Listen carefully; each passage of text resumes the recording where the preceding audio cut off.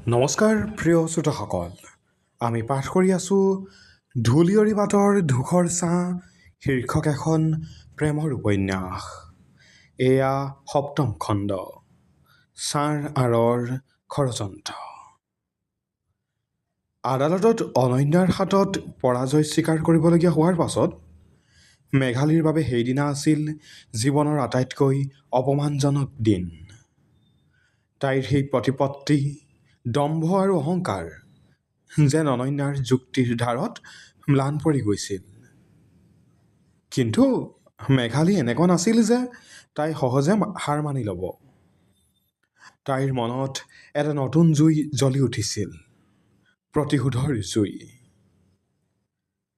সেই সন্ধিয়া বাগানৰ বাংলোত বহি মেঘালীয়ে তাইৰ আটাইতকৈ বিশ্বাসী কিন্তু কুটিল বুদ্ধিৰ সহায়ক বিক্ৰমৰ সৈতে পৰিকল্পনা কৰি আছিল। মেঘালীয়ে অতি শান্ত অথচ বিষাক্ত সুৰে ক'লে, বিক্ৰম, আইনী যুদ্ধত অনন্যাই মোক হৰুৱালে, কিন্তু এতিয়া মই তাইক এনে এক খেলত সুমুৱাম য'ৰ পৰা তাই কেতিয়াও ওলাই আহিব নোৱাৰে। অৰ্ণৱক মই ধ্বংস কৰিম। তাৰ বাগান, তাৰ মান সন্মান সকলো মোৰ দখলত আহিব। আনফালে অৰ্ণৱৰ জীৱনত যেন কিছু শান্তি উভতি আহিছিল।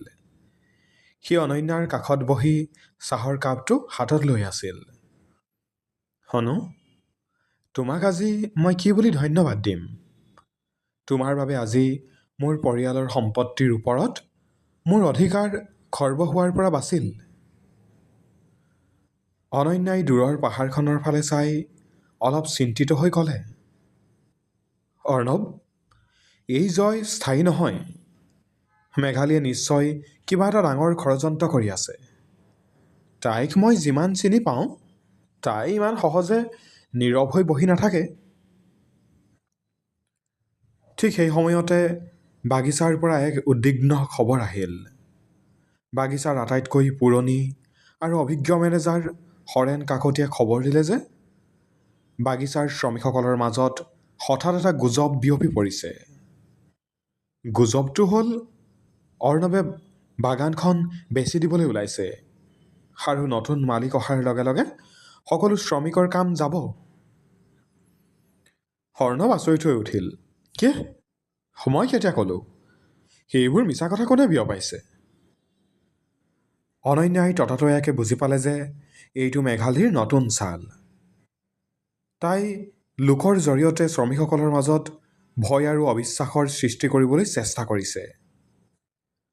অনন্যা আৰু অৰ্ণৱে লগে লগে শ্ৰমিকৰ কলনীত উপস্থিত হ'ল। তাত পৰিৱেশ আছিল অতি উত্তেজনাপূৰ্ণ। শ্ৰমিকসকলে হাতে হাতে লাঠি লৈ অৰ্ণৱৰ বিৰুদ্ধে চিঞৰি আছিল। অনন্যাই ভিৰৰ মাজলৈ গৈ অতি সাহসেৰে চিঞৰি ক'লে, আপোনালোকে মোৰ কথা শুনক। আপোনালোকক কোনে কৈছে যে বাগান বিক্ৰী হ'ব? সেইটো কেৱল মেঘালীৰ পৰিকল্পনা, যিয়ে আপোনালোকক অৰ্ণৱৰ বিৰুদ্ধে থিয় কৰাই বাগানখনৰ ওপৰত নিজৰ অধিকাৰ সাব্যস্ত কৰিব বিচাৰে।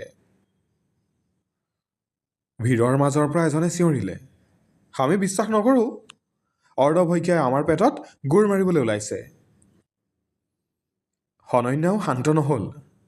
তাই প্ৰমাণস্বৰূপে আদালতৰ নথিখন দেখুৱালে আৰু ক'লে যে মই অনন্যা, আইনৰ ছাত্ৰী। মই আজি প্ৰতিষ্ঠা কৰিছোঁ, যিমান দিন মই আছোঁ অৰ্ণৱৰ বাগিচাৰ এজন শ্ৰমিকৰো কোনো ক্ষতি হ'বলৈ নিদিওঁ। মেঘালীৰ মিছা প্ৰলোভনত ভুল নাযাব। ৰাতিটো বাগিচাৰ বাবে আছিল উত্তেজনাময়। সিফালে মেঘালীয়ে তাইৰ ৰাজনৈতিক প্ৰভাৱ ব্যৱহাৰ কৰি বাগানৰ বিদ্যুৎ সংযোগ বিচ্ছিন্ন কৰাৰ বাবে স্থানীয় বিদ্যুৎ বিভাগক হেঁচা প্ৰয়োগ কৰিলে। তেওঁলোকৰ পৰিকল্পনা আছিল বাগিচাৰ উৎপাদন স্তব্ধ কৰি দি অৰ্ণৱক আৰ্থিকভাৱে দেউলীয়া কৰা। অৰ্ণৱ হতাশ হৈ পৰিল। সি অনন্যাৰ ফালে চাই ক'লে, হনু, মই আৰু নোৱাৰোঁ। সকলোফালে কেৱল অন্ধকাৰ।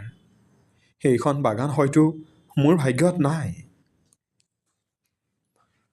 অনন্যাই অৰ্ণৱৰ হাত দুখন ধৰি দৃঢ়ভাৱে ক'লে, অৰ্ণৱ, ধূলিয়ৰী বাটত ধূসৰ ছাঁ পৰাটো স্বাভাৱিক, কিন্তু সেই ছাঁটোৱে আমাৰ বাট হেৰুৱাই দিব নোৱাৰে।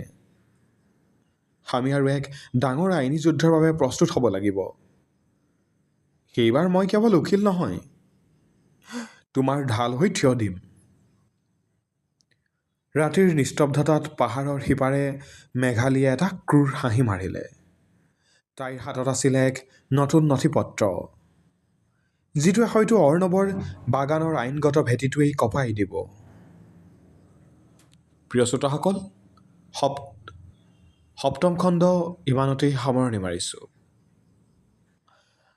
পৰৱৰ্তী খণ্ডত অনন্যাই কেনেকৈ অৰ্ণৱক উদ্ধাৰ কৰিব, মেঘালীৰ হাতত থকা সেই নতুন নথিপত্ৰখন কি? আমাৰ সৈতে সংযুক্ত হৈ থাকিব পৰৱৰ্তী খণ্ডলৈ। ধন্যবাদ।